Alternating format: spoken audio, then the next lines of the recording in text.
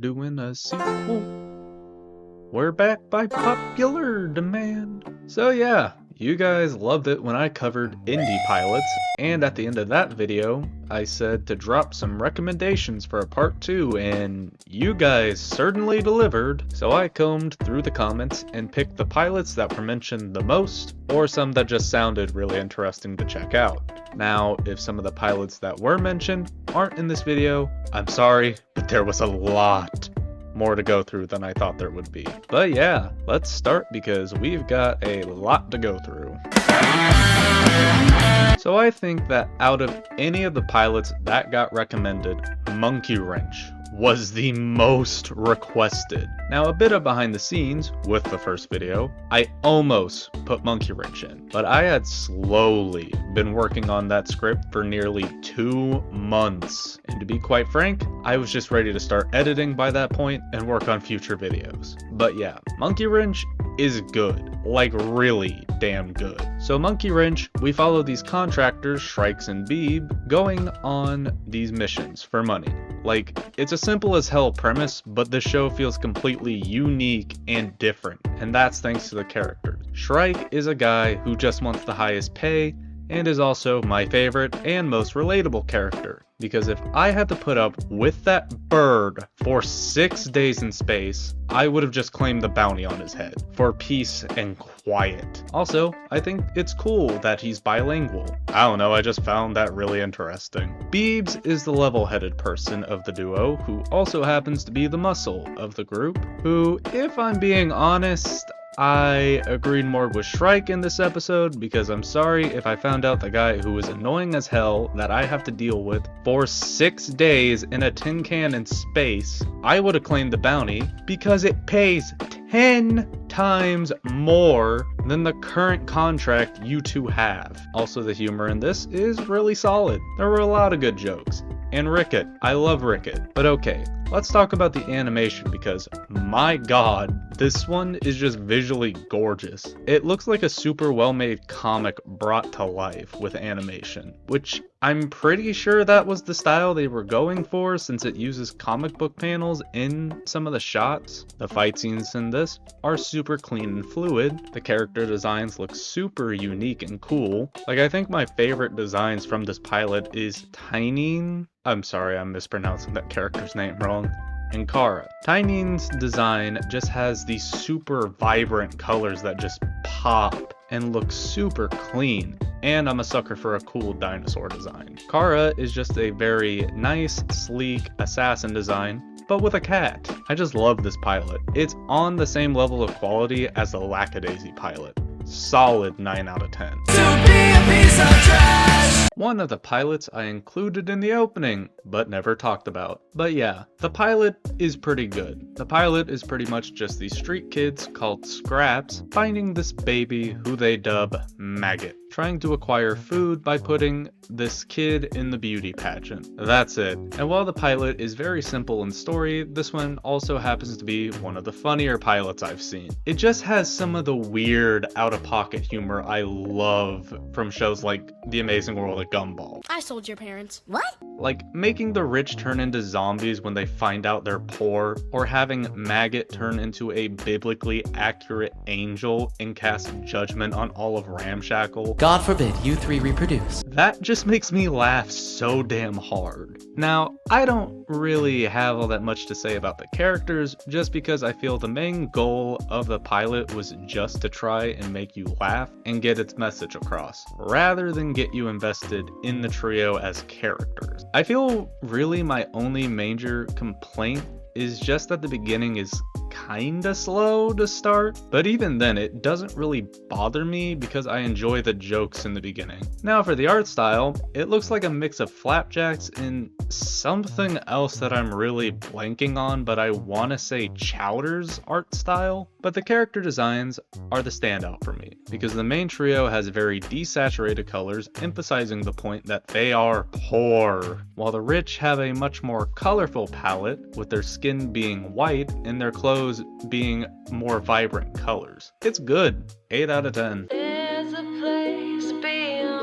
Oh boy. Okay, I really hope that I'm not gonna get crucified for this take, but here it goes. I didn't care that much for this pilot. Don't get me wrong, it's an okay pilot, but I think the reason this pilot kinda left me with mixed feelings is because the story for a pilot episode is kinda boring. Like, we start off with a bang with the cool monster chase and the black and white cards explaining the titans and the disarray that will happen if the moon fractured or was destroyed. Then we're stuck in this town, and this is when the problems kick in for me, because the main characters aren't strong enough to progress the story, since we don't know anything about them, and it feels weird saying this, but I felt more connected and interested with the side characters than our main characters. Like, I at least have a good idea about the side characters' lives, while the main characters, what do we know about them? Umi is a strict captain, Port is childish, and they broke the moon. That's it. And it wouldn't be an issue for me if this story wasn't supposed to be character and story driven. But okay, enough negativity. I really don't like being negative towards indie works. So here's some more positives. I do really like the ending of this pilot. It's super sweet, and I love the inventor and his wife. And also the twist of the monster being what the inventor wasn't searched for was a nice twist. That you could also catch earlier if you were looking in the paintings in the background, but the ending when it's playing Dream Suite in C major and it's just showing these characters we met throughout the pilot, I don't know. It made me excited to see what would happen next. The art style for this show is gorgeous. It's like a really good children's book that got brought to life. Also, I think the best character design was the Gravekeeper. His design just really stands out to me, I don't know. And honestly, even though I wasn't super huge on the middle section of the pilot, I can't say that I'm not excited to see what future episodes of this pilot could hold. I'd give it a 7 out of 10.